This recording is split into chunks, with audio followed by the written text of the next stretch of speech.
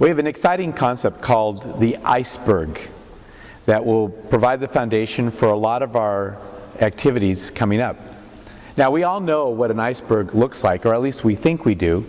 We learned in science class that the top of it, that big, massive part, is actually only about 10% of the reality of the iceberg.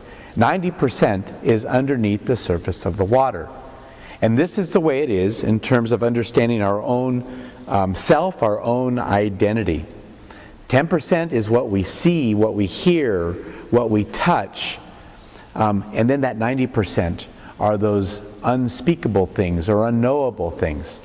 The top part, the 10%, is what you see, what I hear, the easy part. Those things we can change. But underneath are our beliefs and values, our myths and our patterns.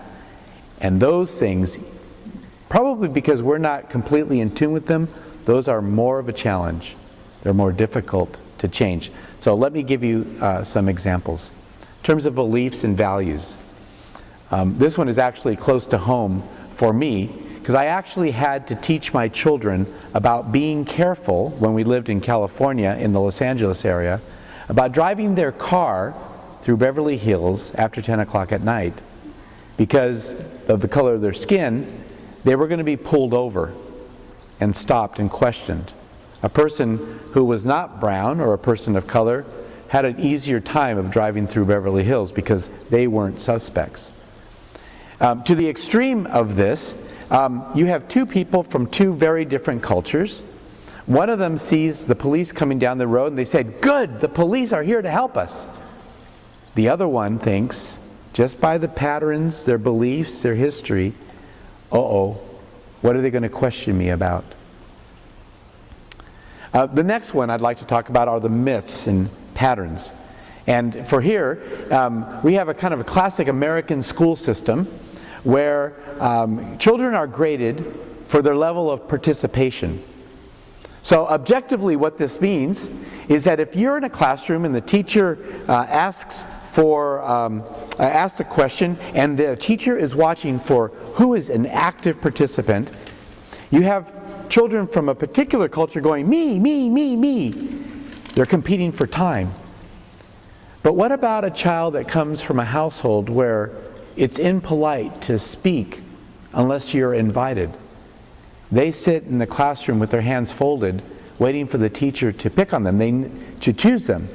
They know the answer, they want to answer, but it would be a complete violation of their family's rules if they were to raise their hand and ask for attention.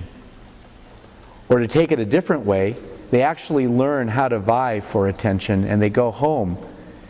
And before they are invited to speak, they interject something to their parents and their parents say, "Why are you being so rude?" These are the things underneath the surface. You know, all my life I grew up with my parents giving great respect to my godparents and the godparents of my brothers. It was a close relationship. They were compadres, compadre, comadre. And those relationships I saw as I was growing up deeper, more important than even the blood relationships. And it was also true for the parents of the children that my parents were godparents to. These were very important. So sometimes people are surprised by the affection and the depth of relationship I have with my children's godparents. I simply see it differently. We had an interesting kind of backwards experience just a few moments ago with our good friend Nancy Houston, who was taking notes, and she said to me, "You know, it's difficult for me to write without having a keyboard in front of me." It's kind of a backward issue, but you can imagine an elder saying to a young child, "Why don't you pick up a pencil? I did it when I was a child. You should be able to write with a pencil."